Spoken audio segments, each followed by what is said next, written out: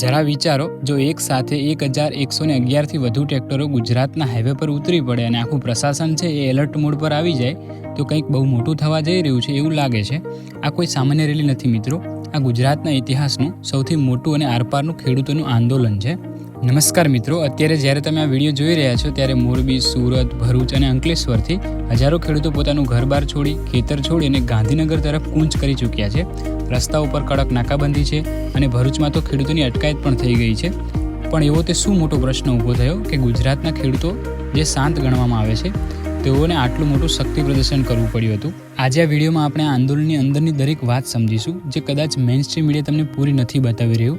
ખેડૂતોની એ 5 મુખ્ય માંગણીઓ કઈ છે જેના કારણે સરકાર પણ અત્યારે ચિંતામાં મુકાઈ ગઈ છે. આ વિડીયોને છેલ્લે સુધી જોજો, કારણ કે આજે તમને ખબર પડશે કે અનાજ આપણી થાળીમાં આવે છે તેની પાછળ આપણા ખેડૂતોએ કેટલી મોટી લડાઈ લડવી પડે છે. વાર્તાની શરૂઆત થાય છે ગુજરાતના અલગ અલગ જિલ્લાઓમાંથી. મોરબીના પાટીદાર પટ્ટાથી લઈને છેક દક્ષિણ ગુજરાતના સુરત, અંકલેશ્વર અને ભરૂચ સુધી ખેડૂતોએ પોતાના ટ્રેક્ટરો સજાવ્યા અને નીકળી પડ્યા ગાંધીનગર તરફ. એક કે બે નહીં, પરંતુ પૂરા 1111થી વધુ ટ્રેક્ટરો. જરા વિચારો, તમારા શહેરમાંથી ક્યારે એક સાથે 100 ટ્રેક્ટરો પણ નીકળ્યા છે? અહીં તો હજારોની ભીડ હતી. પણ રસ્તામાં જે બન્યું તે જાણીને તમે ચોંકી જશો. ભરૂચની સરહદો પર પોલીસે કડક નાકાબંધી કરી દીધી હતી. ખેડૂતોને રસ્તામાં જ અટકાવી દેવામાં આવ્યા. દલીલો થઈ અને કેટલાય ખેડૂતોની તો અટકાયત પણ કરી લેવામાં આવી હતી. અહીં સવાલ એ થાય છે કે જો લોકશાહીમાં પોતાની વાત રજૂ કરવાનો હક દરેકને છે, તો પછી આપણા અન્નદાતાને ગાંધીનગર પહોંચતા કેમ રોકવામાં આવી રહ્યા છે? શું સરકારને આ ટ્રેક્ટરની ગર્જનાથી ડર લાગી રહ્યો છે? હવે વાત કરીએ ખેડૂતની સૌથી પહેલીની મોટી માંગણીની, કે જે છે વીજ લાઇન માટેનું યોગ્ય વળતર. મિત્રો, જરા તમારી જાતને ખેડૂતની જગ્યાએ મૂકીને જુઓ. તમે વર્ષોથી લોહી પરસેવા એક કરીને પોતાની જમીન સાચવી હોય અને એક દિવસ અચાનક કોઈ મોટી કંપની કે સરકાર તમારી જમીનની બરોબર વચ્ચે મોટો વીજળીનો દાંભલો કે ટાવર ઊભો કરી દે. એ ટાવર અને હાઈ વોલ્ટેજ વાયરના કારણે તમારી જમીનની કિંમત રાતોરાત અડધી કે શૂન્ય પણ થઈ જાય છે.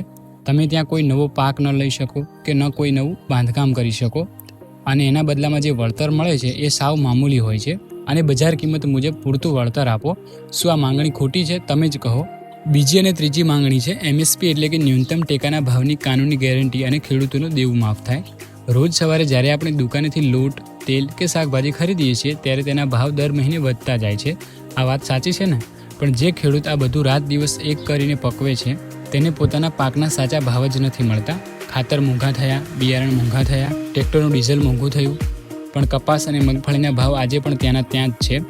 જો કોઈ મોટી ફેક્ટરીવાળો પોતાની પ્રોડક્ટ્સની કિંમત પોતે નક્કી કરી શકે છે તો મારો ખેડૂત કેમ નહીં? ખેડૂત ઈચ્છે છે કે તેમને કાયદેસર રીતે MSPની ગેરંટી મળે, જેથી કોઈ વચેટીએ તેમનું શોષણ ન કરી શકે અને સતત કુદરતી આફતોના કારણે જે દેવું વધી ગયું છે તે દેવું પણ માફ કરવામાં આવે. પણ આ આંદોલનનો સૌથી મોટો ખુલાસો તો હજુ બાકી છે. આગળ જે બન્યું તે જાણીને તમે ચોંકી જશો. આ લડાઈ માત્ર ખેતરના પાક કે જમીન પૂરતી સીમિત નથી. આ આંદોલનમાં એક એવો વળાંક આવ્યો કે આમાં આપણા ગુજરાતના પશુપાલકો પણ જોડાઈ ગયા. કારણ કે ગુજરાત દૂધ ઉત્પાદનમાં આખા દેશમાં અગ્રેસર હોવા છતાં પણ આપણા પશુપાલકોને અન્ય રાજ્યો જેવી સહકારી સહાય નથી મળતી કે બોનસ નથી મળતી. એક તરફ મોંઘો ઘાસચારો અને બીજી તરફ દૂધના ઓછા ભાવ. પશુપાલકો આજે મજબૂર બન્યા છે. એટલે જ આજે ખેડૂત અને પશુપાલકો બંને સાથે મળી અને ગાંધીનગર ગજવી રહ્યા છે. મિત્રો, વિડીયોના અંતે એક વાત બહુ સ્પષ્ટ રીતે સમજવા જેવી છે. દેશ ગમે તેટલો ડિજિટલ બને, શહેર ગમે તેટલું ચળકતું બને, બધું જ સારું છે, પણ જો ગામડાનો ખેડૂત રસ્તા પર આવી જશે તો તમે ગમે તેટલા કાગળના રૂપિયા ખિસ્સામાં હશે તો પણ આપણે ભૂખે મરવું પડશે. મોરબી, સુરત કે ભરૂચના ખેડૂતો કોઈ સરકાર પાડવા નથી આવ્યા. એ તો માત્ર પોતાના હકનું સન્માન માંગવા આવ્યા છે. જમીન, વળતર, દેવા માફી અને MSPના પ્રશ્નોનો કાયમી ઉકેલ લાવવો એ અનિવાર્ય છે, કારણ કે સુખી ખેડૂત એ જ સુખી ગુજરાતની અસલી ઓળખ છે. તમારું શું માનવું છે મિત્રો? શું ખેડૂતોની આ 5 માંગણીઓ પૂરી થવી જોઈએ? કોમેન્ટ સેક્શનમાં જય કિસાન લખી અને તમારો વિચાર જરૂર જણાવજો. હું દરેક કોમેન્ટ વાંચવાનો છું. જો તમને આ ગ્રાઉન્ડ રિયાલિટી ગમી હોય અને અન્નદાતાનો અવાજ સાચો લાગ્યો હોય તો વિડીયોને એક લાઇક જરૂર કરજો. આભાર.